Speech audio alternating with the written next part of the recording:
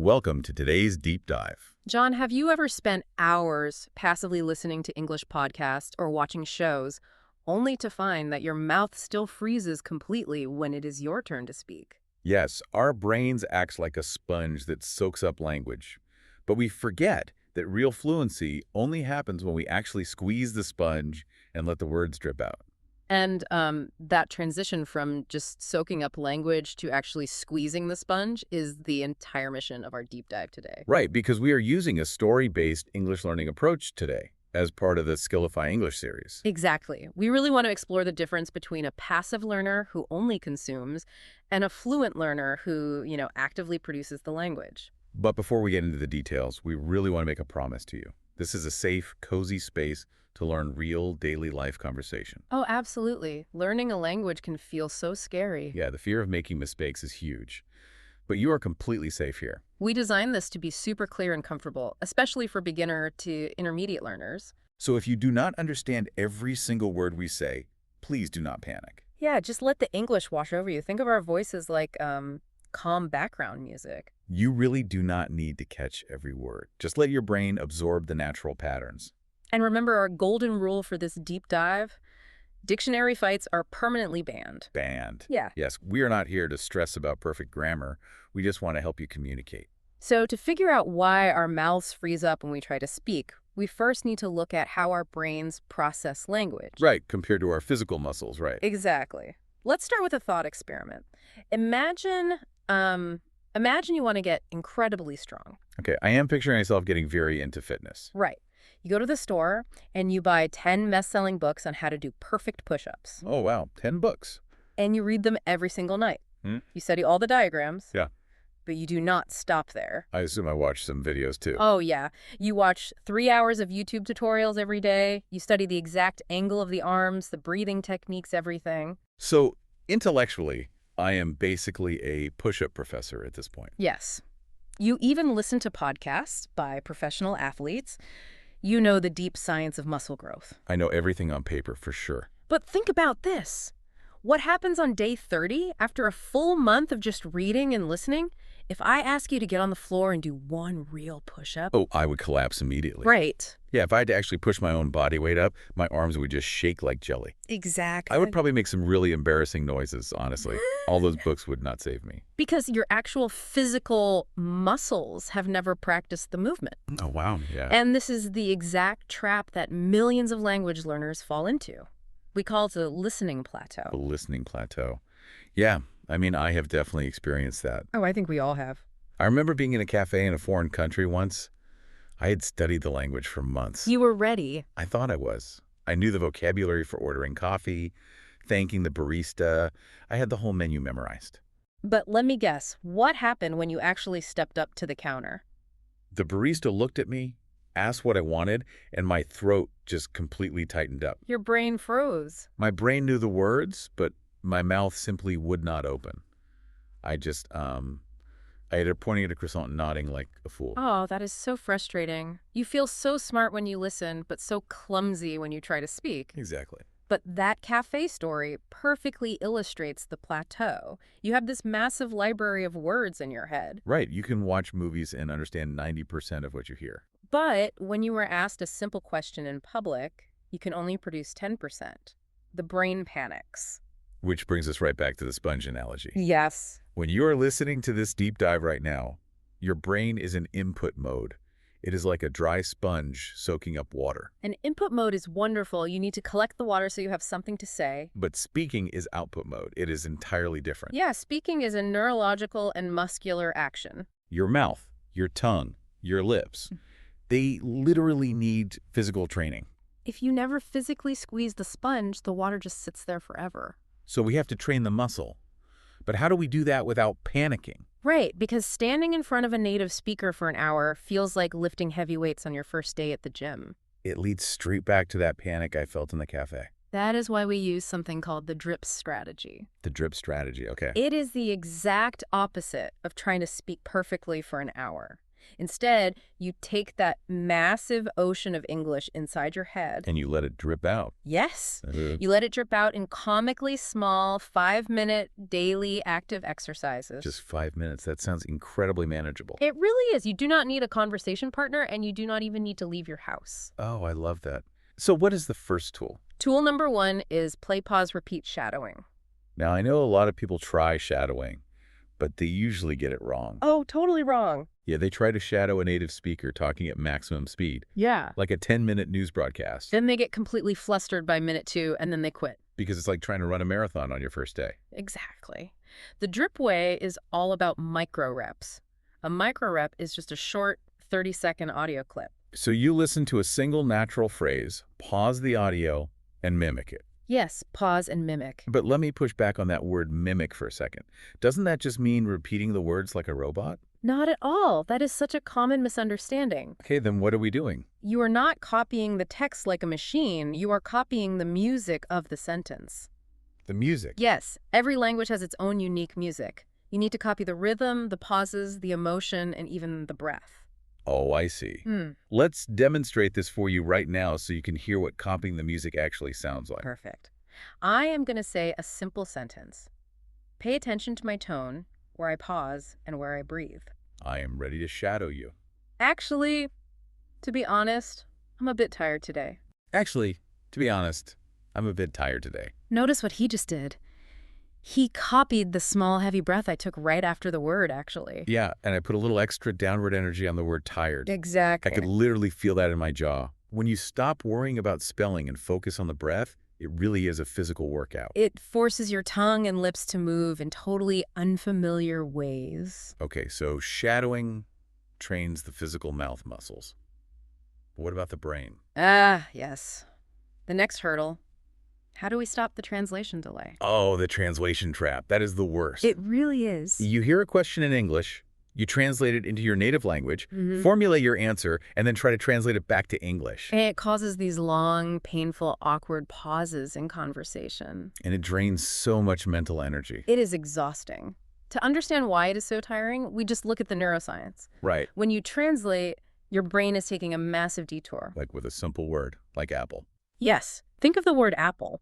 When you see an apple, your brain first retrieves the word in your native language. Right. Then it searches for the English equivalent, checks the grammar rules, and finally sends a signal to your mouth to say apple. That is way too many steps for a simple piece of fruit. Exactly. So our second tool is designed to bypass that mental detour completely.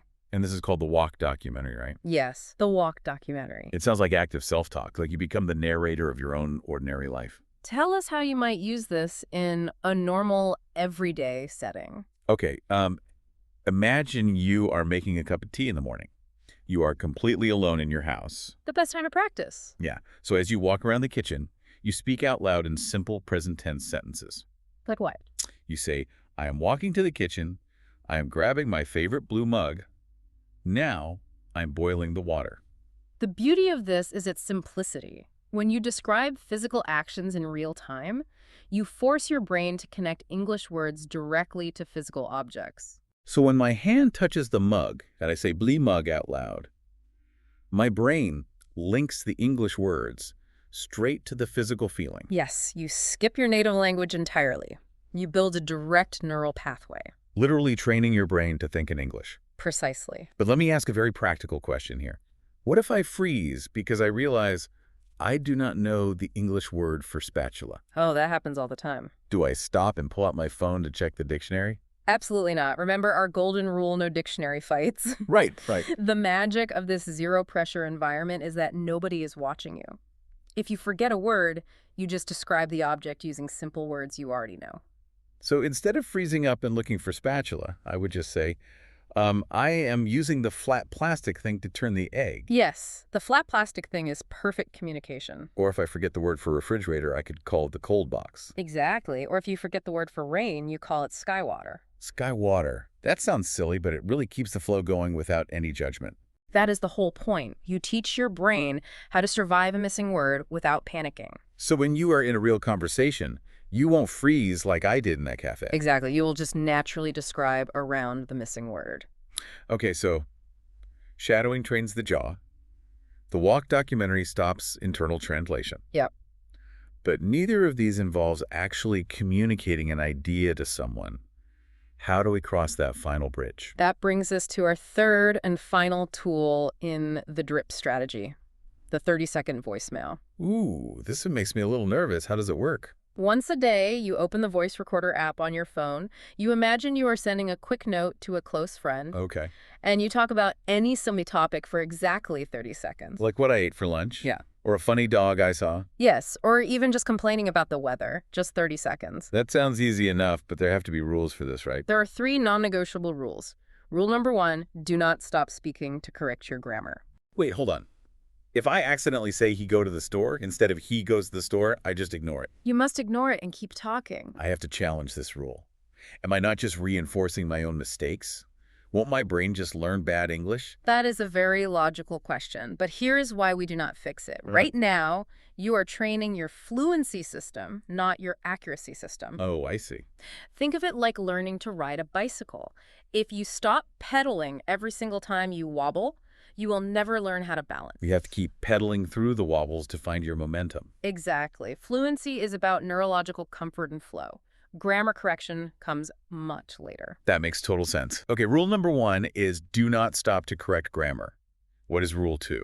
Writing down what you want to say first. Actually, it is the exact opposite. Rule number 2, no translating and no planning first. No planning at all. None.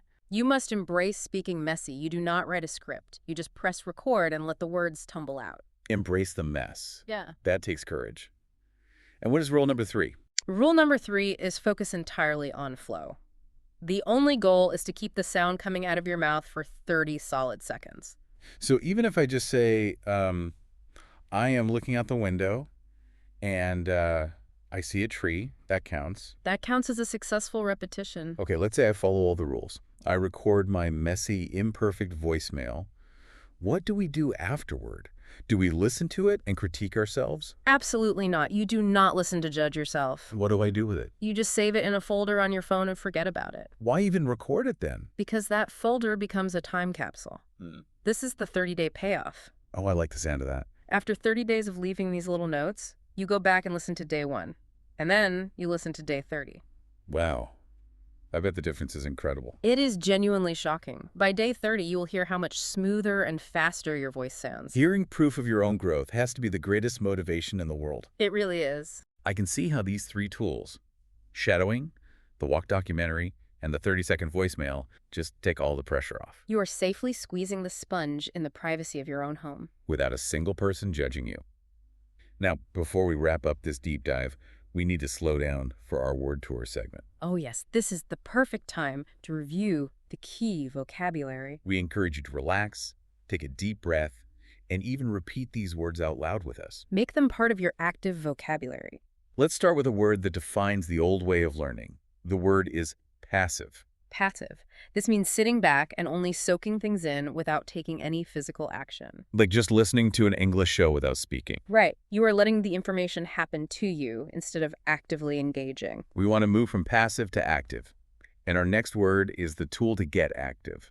Shadowing. Shadowing. This is the active technique of mimicking the exact sounds, the rhythm, and the emotion of a native speaker. Capturing the human music of the language, not acting like a robot. Exactly. Now, our third word is the secret ingredient for the drip strategy. Consistent. Consistent. This means doing something regularly, without stopping. Doing those conkily small 5-minute exercises every single day. You do not wait for the perfect time. You just do it, even if your English sounds messy. And our final word is the amazing result of being consistent. Momentum. Momentum. This is such a powerful word. Momentum is the unstoppable forward motion you build over time. Your daily drips might feel slow at first, right? Yes, but as you stay consistent, those small drips gather speed and power. By day 30, your momentum makes your fluency feel smooth. It actually becomes easier to keep going than to stop. So true. Passive, shadowing, consistent, momentum. If you only take 4 ideas away from this deep dive, make it those 4. This has been such a wonderful exploration. It really shifts the perspective. Yeah, from feeling overwhelmed to just managing 5 small minutes of practice a day. It really takes the fear away. We want to remind you that your English does not have to be flawless to be beautiful. You do not need to speak for a full hour to call yourself an English speaker. You just need to squeeze the sponge. Trust your daily 5 minutes and trust the messy process. We would love to hear from you. We have a small workout for your English brain right now. Yes. Go to the comments and answer this question.